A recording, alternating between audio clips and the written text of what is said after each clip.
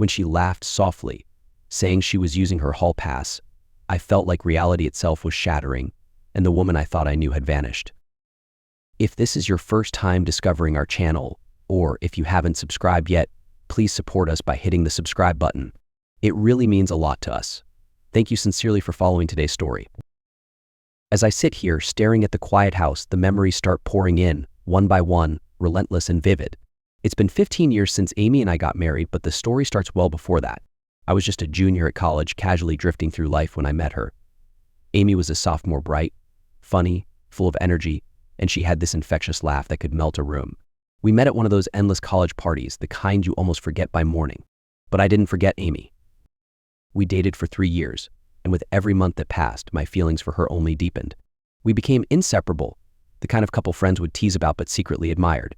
So when we got married, it felt like the most natural step, the culmination of something inevitable. Life felt simple, straightforward. I trusted her completely, maybe too completely. Years later, I remember a barbecue we went to, hosted by Tom, an old friend from college. It was one of those warm, lazy afternoons, beers in hand, laughing over shared memories. Somehow, the conversation turned to the topic of celebrity hall passes, a strange little idea that some couples would indulge in giving each other a pass to cheat if it was with a celebrity. Tom brought it up, sharing a story about a couple who'd actually put that pass into action and how it all unraveled quickly. It became an odd game, with Amy laughingly mentioning her celebrity crush, and I played along, naming some actress in response. It was a joke, or so I thought, just a game. The years rolled by, and I forgot about that silly conversation. Life got busy, friends moved away, some even divorced over similar games that had turned into something much darker. But I never thought it would happen to us. Amy and I were solid, or so it seemed. Then came that night, the phone call that changed everything. Amy was away at a conference in Los Angeles. It was late. I'd been dozing off when the phone rang. I could hear the excitement in her voice, a tone I hadn't heard in years. She was giddy, breathless, and then she said she was using her hall pass.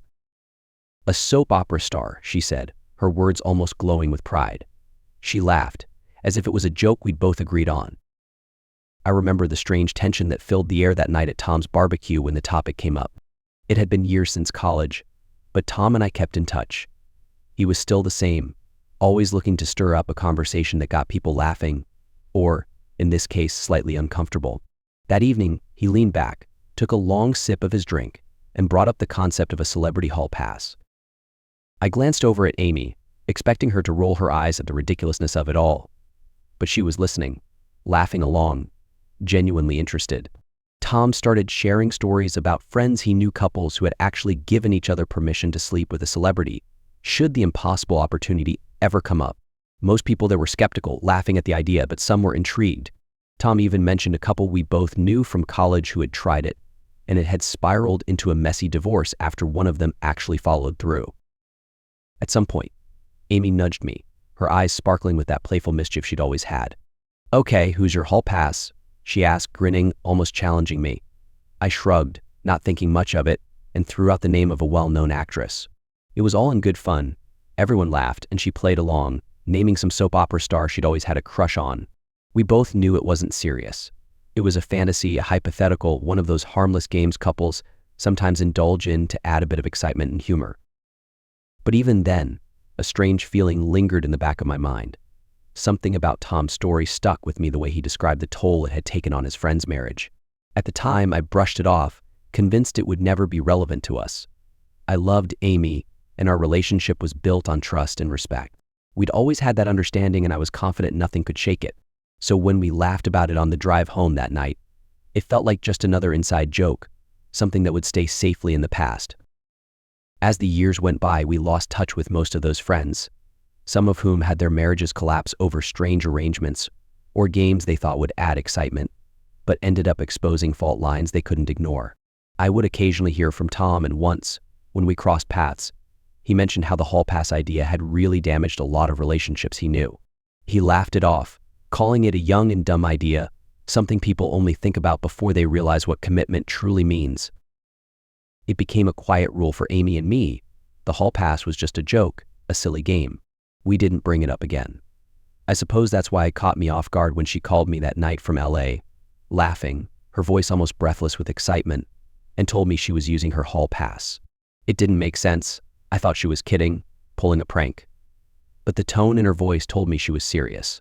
As I listened to her words, the idea that had once seemed so absurd, something we'd laughed about together, had suddenly taken on a reality I wasn't prepared for.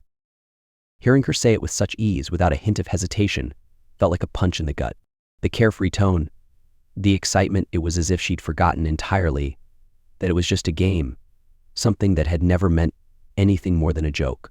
My mind raced as I tried to make sense of what she was saying, trying to remember the person I thought I knew. The memory of that barbecue lingered, a strange snapshot of a time when the concept of a hall pass had been nothing more than a joke to us. It became part of an inside joke between Amy and me, a playful game that stayed safely in the realm of what if rather than anything real. Every once in a while, when a celebrity's name came up in a movie or on TV, one of us would playfully tease the other, saying, "Oh, there's your hall pass."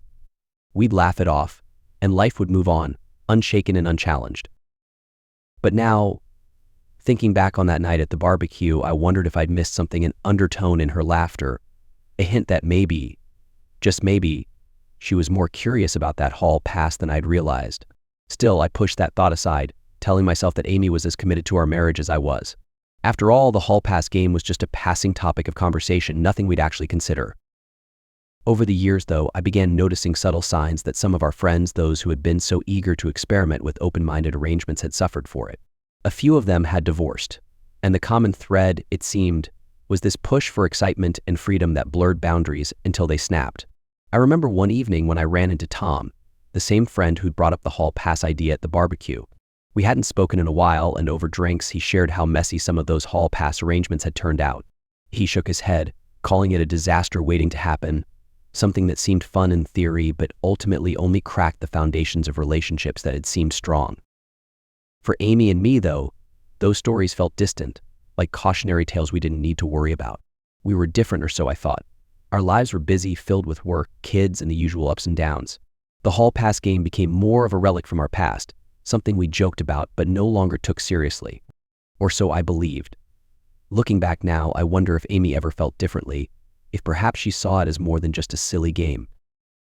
When Amy called me that night from Los Angeles, the memory of that hall pass game we'd played years ago resurfaced like a dormant volcano, unexpectedly erupting. I kept replaying her words in my mind, the ease with which she'd said it, as if it were something we'd both agreed on. The way she laughed, breathless with excitement, it was like she was reliving that old joke as though it were real, something we'd openly condoned. I kept wondering if, somewhere along the way, our innocent game had become more real for her than I'd ever anticipated. Did she believe, deep down, that she actually had permission to act on it? I couldn't shake the disbelief. I kept trying to recall every detail of that old conversation, every look she'd given me, every laugh we'd shared, trying to make sense of how a playful joke could lead us here. As I sat there, listening to the silence after her call, the reality of it all began to sink in. In the weeks after that call, life continued on the surface, but everything underneath had shifted. Amy returned home from the conference, and we settled back into our usual routines, but there was an unspoken tension between us. She acted as if nothing significant had happened, as if her hall pass moment was just a little adventure, a part of the conference she could file away along with her travel itinerary and receipts. I tried to keep up appearances, focusing on work, on the kids, on anything that could anchor me, but my mind kept wandering back to that night, that call, that laughter in her voice. Time, as they say, heals all wounds, but in my case it didn't heal, it just layered over the confusion, the sense of betrayal, making it easier to function but harder to forget. As the months went by, Amy and I became almost like roommates more than partners. We had meals together, we went to parent-teacher conferences, we showed up at friends' gatherings, but there was a distance that neither of us dared to address directly. Perhaps she thought I'd let it go. Perhaps she didn't realize the impact it had on me, or maybe she did and just didn't care. I found myself remembering our friends, the ones who had tried modern approaches to marriage, the ones we'd once laughed about or brushed off as experimental and reckless. I remembered how many of them had struggled, how those casual arrangements had planted seeds of doubt and distance that grew until they cracked the relationships apart. It was strange to realize that the hall pass game we'd joked about had brought us to the same crossroads. One evening, out of curiosity or perhaps desperation for perspective, I decided to reach out to Tom again. It had been a while since we last caught up, and he'd been the one who first introduced that hall pass idea into our lives. I wondered if he could offer some insight, maybe help me make sense of what Amy and I had turned into. We met for drinks, and after some small talk, I finally brought it up. I told him about Amy's call, her casual announcement about using her hall pass with that soap star. Tom listened, his expression shifting from curiosity to understanding. He shook his head, calling it the curse of the hall pass, a twisted game that seemed harmless until someone took it too far. To continue the story, I invite you to pour yourself a glass of wine, take a sip, and let the flavor settle. Feel the warmth and richness as you sink into the tale. Now, let's carry on. He shared stories about the friends he knew whose marriages had been strained, if not destroyed, by these little arrangements. They'd all gone in thinking it would add excitement or spice things up, but for most it had done the opposite. Once you let someone else in, even in theory, it's like inviting doubt to settle in the cracks, he said. You never know where it'll lead. I nodded, feeling a strange comfort in his words, though they didn't offer a solution. It wasn't just a story or a game anymore. It was a real wound, one that couldn't be bandaged or brushed off. Talking to Tom made me see that I wasn't alone in feeling this way, that others had felt the sting of betrayal from something that had started off as a joke. As I left the bar that night, I knew things couldn't continue as they were. Months passed, and the memory of Amy's call faded only slightly, dulled by the distractions of daily life. But every now and then, I'd catch myself thinking about it, like a splinter in my mind that I couldn't fully remove. When Amy told me she'd be heading to Los Angeles for a work conference, I tried to be supportive, reassuring her that I'd handle everything at home. I knew these conferences were important to her career, and they gave her a chance to network with professionals in her field. So, I didn't think twice about it. I kissed her goodbye, watched her board her flight, and convinced myself that this was just another business trip. A few days into her trip, late one night, my phone rang. I'd been dozing on the couch, the TV flickering in the background, when I heard her voice, excited, almost giddy, on the other end. At first, I thought maybe she'd had a great day at the conference, made some connections, or just wanted to share a funny story. But her next words hit me like a wave of ice water. "I'm using my hall pass," she said, her voice bright and casual, as if she were telling me she'd ordered room service or tried a new restaurant. "You'll never believe it, but I ran into Joshua, that soap star I told you about. And, well, I thought I'd take this chance." For a moment, I thought I must still be half asleep, caught in a strange dream. But as she continued talking, laughing softly as if it were all some light-hearted joke, I realized she was serious. She was genuinely thrilled, completely unaware of the effect her words were having on me. I forced myself to respond, trying to keep my voice steady, pretending to play along. I asked her where she was, tried to piece together her surroundings, but her answers were vague, and she quickly wrapped up the call, saying she'd catch up with me tomorrow. As soon as I hung up, I felt a strange numbness settle in, a weight pressing down on my chest. I tried calling her back, but she didn't answer. It was almost midnight, and I couldn't shake the image of her with this stranger, a man I'd only ever seen on TV. I felt helpless, angry, confused. How had we gone from a light-hearted game years ago to this? Unable to shake the restlessness, I reached out to Jack, a friend whose wife, Sarah, was at the same conference. Jack picked up, groggy but understanding when he heard the urgency in my voice. I didn't tell him everything, just enough for him to know that I needed to find out if Amy was safe, if she was really with this man. Jack didn't hesitate. He offered to make a discreet call to Sarah, just to check in. The wait felt endless, each second stretching out painfully. When Jack finally called back, his voice was cautious, but he confirmed what I feared. Sarah had seen Amy leave a club with a man fitting the exact description of the soap star she'd mentioned. As he relayed the details, my stomach twisted, a heavy knot forming as I realized this wasn't just a misunderstanding or a joke. After that call with Jack, I sat in silence, trying to process everything. My mind raced with questions, each one more painful than the last. How could Amy, the woman I'd loved and trusted for so many years, act so casually about this hall pass? It felt like a betrayal wrapped in a joke, as though our marriage was just a game she could rewrite at any moment. I needed answers, something concrete to help me understand if this was a one-time lapse in judgment or the sign of something more serious. Sleep eluded me, so I spent the night thinking and planning. By morning, I decided to get to the bottom of it. I had no choice but to confront Amy directly, but I needed to be sure of what I was dealing with before that conversation. The first step was checking her phone records, something I'd never had a reason to do before.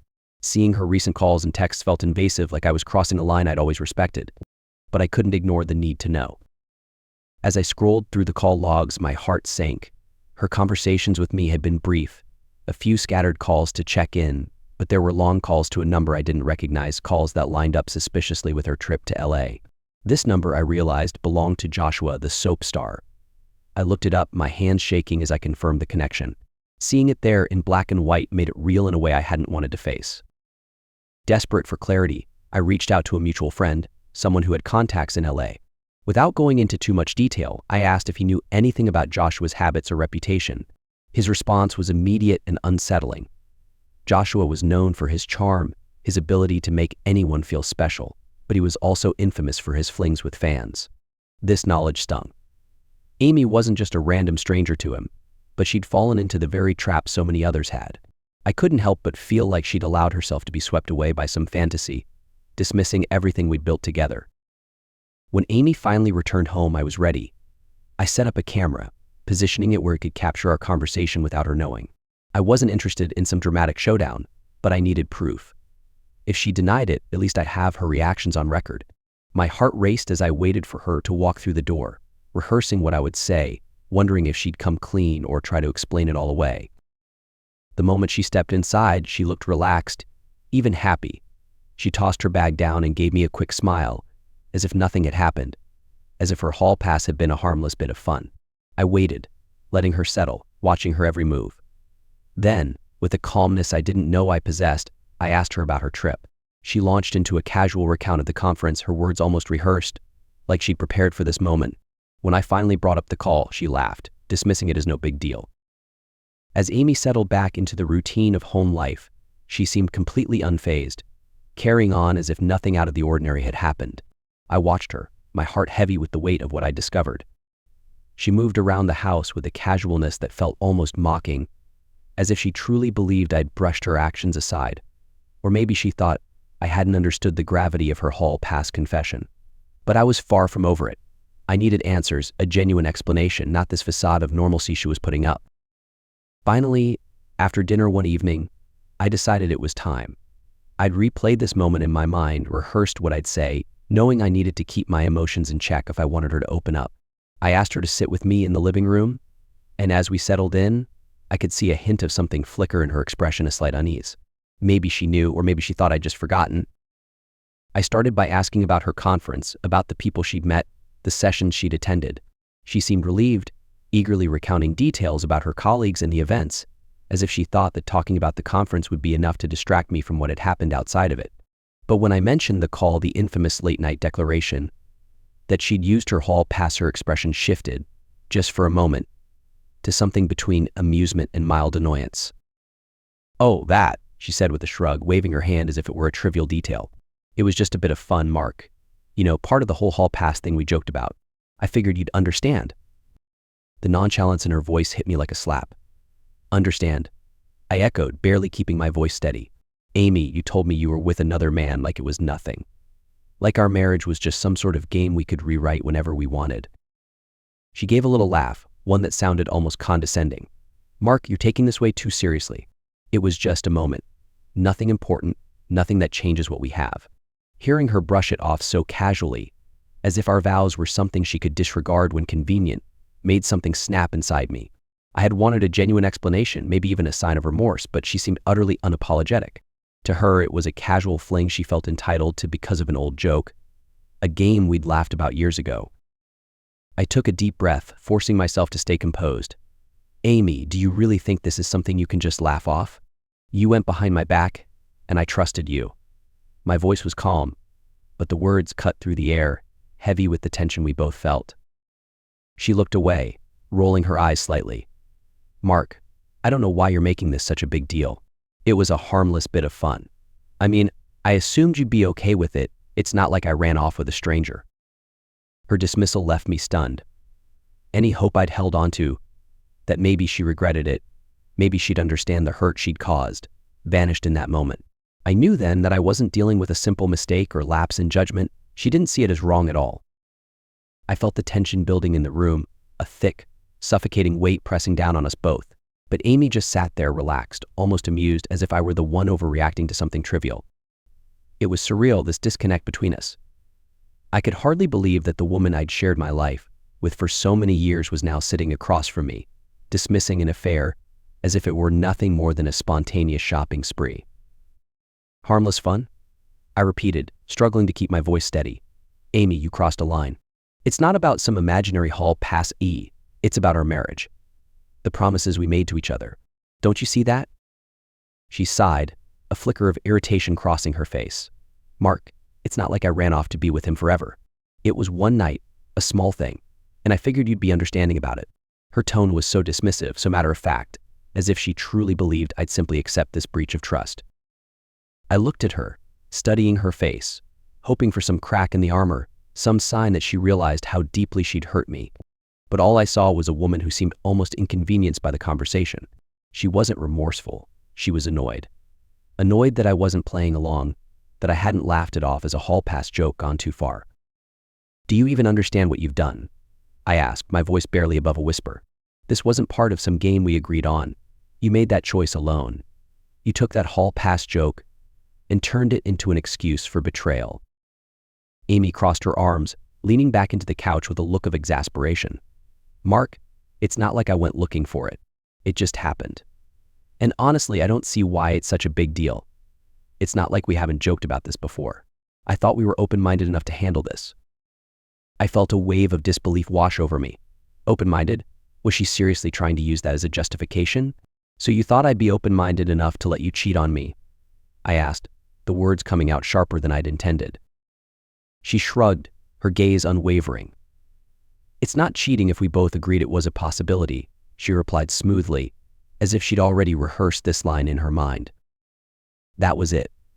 Any hope I'd held on to, that maybe there was some misunderstanding, some way to reconcile, vanished in that moment. She wasn't going to acknowledge any wrongdoing. In her mind, she'd convinced herself this was acceptable, that I would accept it too. The realization settled over me like a cold, hard truth. Amy didn't feel guilty, because she didn't think she'd done anything wrong. Without another word, I reached for my wedding ring, sliding it off my finger and placing it on the coffee table between us. She watched, her expression shifting slightly, a flicker of something unreadable passing across her face, but she remained silent. You don't get it, do you? I said, my voice low and steady. You can't just rewrite the rules when it suits you and expect me to go along with it. This wasn't a game. And if you think it was, then maybe we're not playing on the same team anymore. I stood up, leaving her in the silence of the room, the weight of my words hanging in the air. I didn't know what would come next, but I knew one thing. I couldn't keep pretending that this betrayal was something I could simply forgive and forget. In the days that followed, the house was thick with silence. Amy seemed to think my reaction was temporary, something I'd get over in time. She didn't grasp that the foundation of our marriage had cracked, that I couldn't just sweep this betrayal under the rug. She'd drop little comments, half apologies masked as excuses, saying things like, "It wasn't supposed to be a big deal, Mark, and you're making too much out of nothing." But each time her words only deepened the chasm between us. There was no true remorse, no recognition of the pain she'd caused, just this steadfast denial, as if her version of reality was the only one that mattered. It wasn't long before Julie, our daughter, began to notice the tension. She was old enough to sense that something was wrong, even if she didn't understand the full extent. She'd ask me why I looked so tired or why Amy and I weren't talking as much. Each time I tried to reassure her, to keep her from being pulled into the storm that had erupted between her mother and me. But children are perceptive, and Julie was no exception. One evening, after overhearing a particularly tense exchange between us, she came up to me, her face full of worry, and asked, "Daddy, are you and Mommy okay?" The question broke my heart. I wanted to shield her from all of this, to protect her from the reality of our fractured relationship. But at the same time, I couldn't lie to her. I took a deep breath and told her in the gentlest way I could that Mommy and Daddy were going through a tough time, but that I loved her very much, no matter what. Meanwhile, Amy remained steadfast in her denial, digging her heels into the ground as if refusing to acknowledge her actions could somehow erase them. She began to twist the story, subtly suggesting that I was overreacting, that I was the one causing our problems. She'd tell friends and family that it was all just a misunderstanding between us, that I was being unreasonable about a harmless fling. A hall pass we'd both talked about before. The more she pushed this narrative, the more isolated I felt, as if she was trying to gaslight me into doubting my own feelings. But I wasn't the only one who noticed the shift. Julie, bless her heart, began to see through the facade, but was putting up. She'd catch little glimpses of Amy's dismissive attitude, the way she brushed off my concerns, and something in her began to change.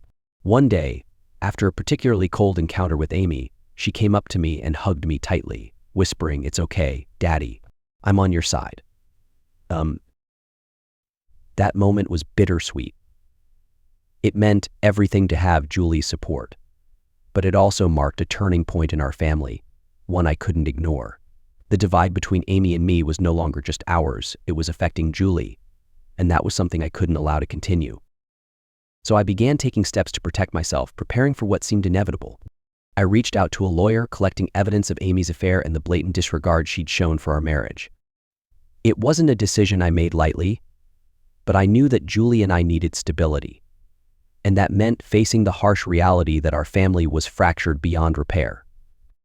Amy, of course, continued to deny everything. Even when presented with clear evidence, she brushed it off, twisting the truth until it barely resembled what had actually happened. But no amount of denial could change what I knew in my heart. The woman I'd loved for so many years was gone, replaced by someone I no longer recognized. And as painful as it was to accept, I realized that the only path forward was one where I could finally begin to heal, with or without her. The moment I filed for divorce, the real battle began. Amy was blindsided, as if she'd believed her denials and dismissals would keep me tethered to a fractured marriage indefinitely. Her initial reaction was shock, quickly followed by anger, and then, inevitably, a determination to fight back. The Amy I'd known for so many years was gone, replaced by someone who seemed intent on making this process as painful as possible. But I was prepared. I had gathered all the evidence, documented every dismissive comment, every instance of her attempting to twist the truth to suit her narrative. When I informed her of the divorce, she scoffed, claiming I was being dramatic and that I'd come to my senses soon enough.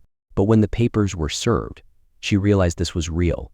She immediately tried to paint herself as the victim, calling our friends, telling them I was overreacting to something that had meant nothing. It was painful to watch her rewrite our story, but I knew the truth. And more importantly, I knew I had to stay strong for Julie's sake. In court, Amy's demeanor shifted from the cold indifference she'd shown me at home to a desperate attempt to cling to her image. She argued that I'd misunderstood, that this hall pass was something we'd both joked about, and that I had no reason to be so hurt. Her lawyer even tried to argue that I'd somehow allowed this situation, that my acceptance of the game years ago had given her implied permission.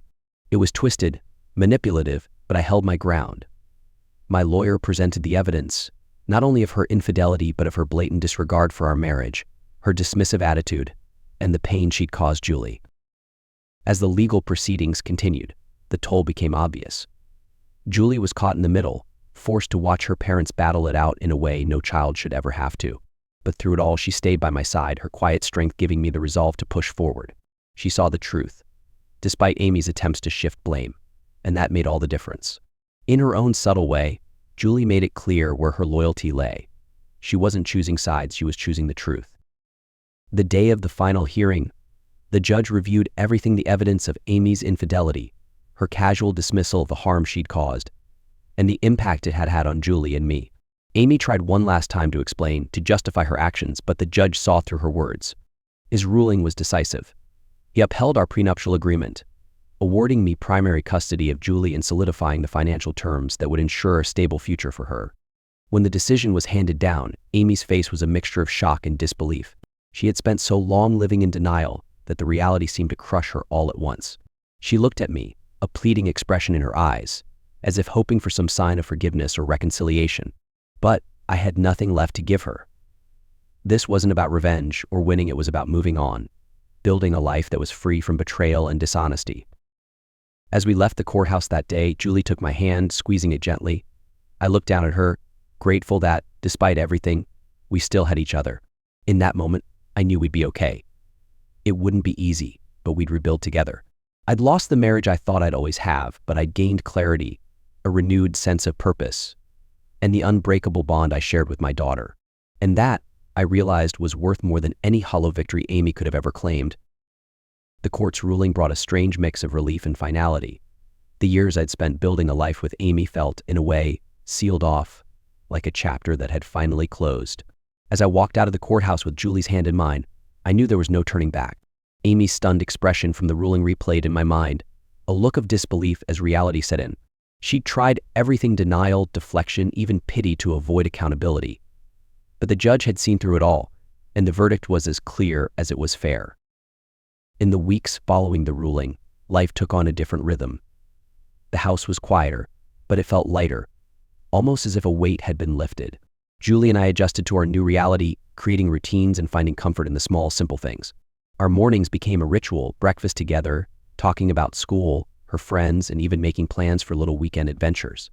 It was healing, both for her and for me. There was still an emptiness in the house, a reminder of the life I'd once imagined, but there was also peace, something that had been missing for a long time. Amy's life, meanwhile, took a different turn. News of the affair and the court ruling spread through our community faster than I'd expected. Friends who'd once admired her and saw her as part of a perfect couple now looked at her differently. Some sympathized with her, believing her story that it was just a harmless mistake, but others saw through the charade. The whispers grew, as did the isolation she seemed to face. Eventually, the fallout extended to her career. Her position at work became strained, the respect she'd once commanded replaced with sideways glances and quiet judgment. She tried reaching out a few times, messages filled with a mix of apologies and justifications, but I didn't respond. I couldn't. For Julie's sake, I kept things as civil as possible. I never spoke ill of her mother around her, but she wasn't oblivious. Children pick up on more than we give them credit for, and Julie had seen enough to form her own conclusions. She asked me questions sometimes, wanting to understand why things had changed, why we couldn't go back to the way it was. I answered her as honestly as I could, explaining that sometimes people make choices that hurt others, and that while we can forgive, trust is harder to rebuild. She accepted my answers, nodding thoughtfully, her maturity far beyond her years. One evening, Amy came by unexpectedly, asking to see Julie. Standing in the doorway, I could see the wear in her eyes, the toll that these months of separation and consequence had taken on her. She looked at me, perhaps expecting a glimmer of the past, some lingering feeling that might soften me. But I stood firm, keeping the boundaries we'd set. After a brief, awkward visit with Julie, she left. As I watched her walk away, I felt a deep sense of closure. The remorse in her eyes was real, but it came far too late. Over time, I began to focus not on what I'd lost, but on what I still had: a fresh start, a new beginning with Julie, and the chance to rebuild a life grounded in trust and honesty. We moved forward, each day bringing small moments of joy and growth.